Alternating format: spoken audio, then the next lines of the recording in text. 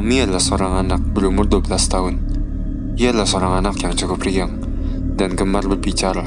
Akan tetapi, kedua orang tua Tommy cukup sibuk dengan pekerjaan mereka dan seringkali pulang cukup larut malam.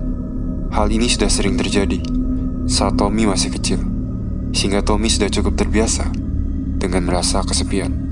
Dalam kesepiannya, Tommy akhirnya memiliki teman hayalan. Dia adalah Polly, sebuah jempol tangan kiri Tommy sendiri. Tommy biasanya menggambar dua bola mata dan sebuah senyuman pada ujung jempol kirinya itu sebagai wajah Polly. Polly adalah teman yang baik dan selalu tersenyum. Polly selalu membawa hawa bahagia dan pikiran yang sangat positif kepada Tommy. Tommy merasa sangat nyaman dengan temannya itu, si Polly. Ketika ia sedang sedih karena mendapat nilai yang kurang memuaskan atau karena sedang bertengkar dengan teman sekolahnya, Tommy pasti menceritakan semuanya kepada Polly. Tommy selalu merasa baikan setelahnya. Ditambah senyuman dan kata-kata Polly yang selalu sukses membawakan hawa positif. Tapi akhir-akhir ini, Tommy merasa kesepian jika hanya ditemani oleh Polly. Tommy merasa membutuhkan teman baru. Jadi Tommy berkenalan dengan Juki. Juki adalah jari telunjuk kiri dari Tommy. Juki digambarkan dengan mata tertutup dan raut wajah yang sedih. Tommy merasa tidak pernah sendirian lagi ketika ia menangis, karena Juki selalu menangis bersamanya. Semakin lama Tommy merasa semakin erat dengan kedua teman hayalannya itu. Ia mulai menjauhi kegiatan sosial di sekolah. Bahkan kini, ia memilih mengobrol dengan Polly dan Juki saja ketika di sekolah. Teman-teman Tommy mulai merasa ada yang aneh dengan sikap Tommy. Beberapa orang meledeki Tommy aneh karena berbicara dengan tangannya sendiri. Awalnya Tommy tidak menghiraukan semua itu. Sampai pada akhirnya, teman-teman Tommy mulai kelewatan.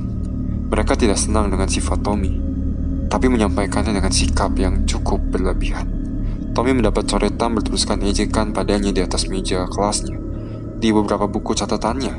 Bahkan ada yang menulis di tasnya dengan menggunakan spidol. Setiap kali Tommy lewat, teman-temannya selalu berbisik-bisik, membicarakan hal buruk tentangnya. Dan masih banyak lagi kejahilan yang Tommy terima dari teman-temannya itu. Semua hal tersebut membuat Tommy semakin stres dan tertekan. Ia nangis setiap malam bersama Juki sambil mendengarkan nasihat baik dari Polly. Tommy merasa hanya Polly dan Juki yang mengertinya. Bahkan kedua orang tuanya saja tidak mengerti dirinya.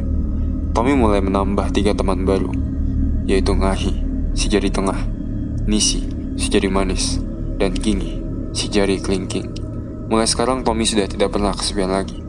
Seminggu setelahnya, ia memutuskan untuk tidak datang ke sekolah. Teman dan guru mencarinya, tapi tidak ada kabar dari Tommy.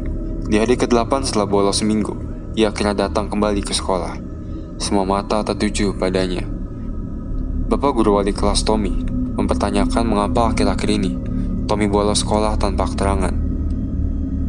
Tommy hanya terdiam. Bapak guru marah besar karena Tommy tidak mau menjawab alasannya.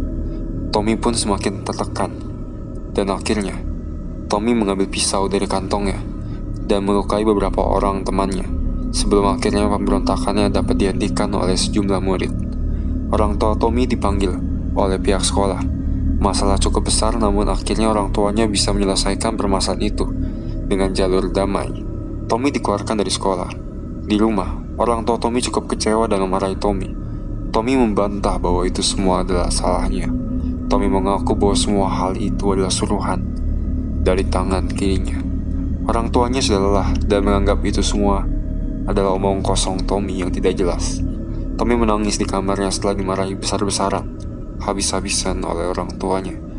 Di kamarnya Tommy berdebat dengan Ngahi dan Gingi.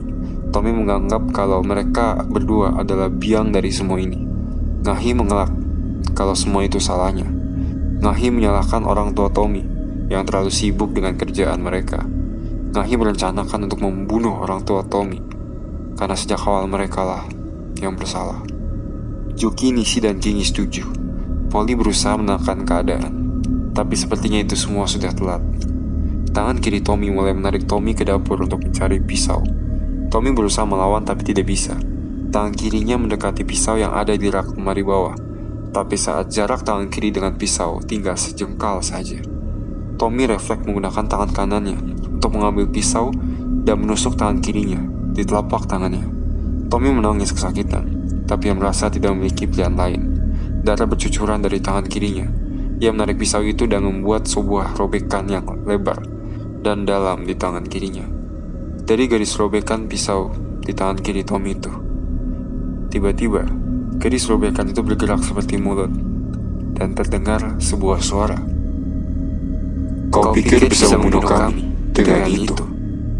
Garis robekan itu tersenyum dan tertawa hebat sambil mengeluarkan banyak darah.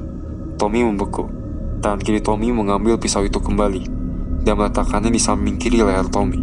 Lalu ia mengatakan, "Tommy, kita akan mati bersama-sama."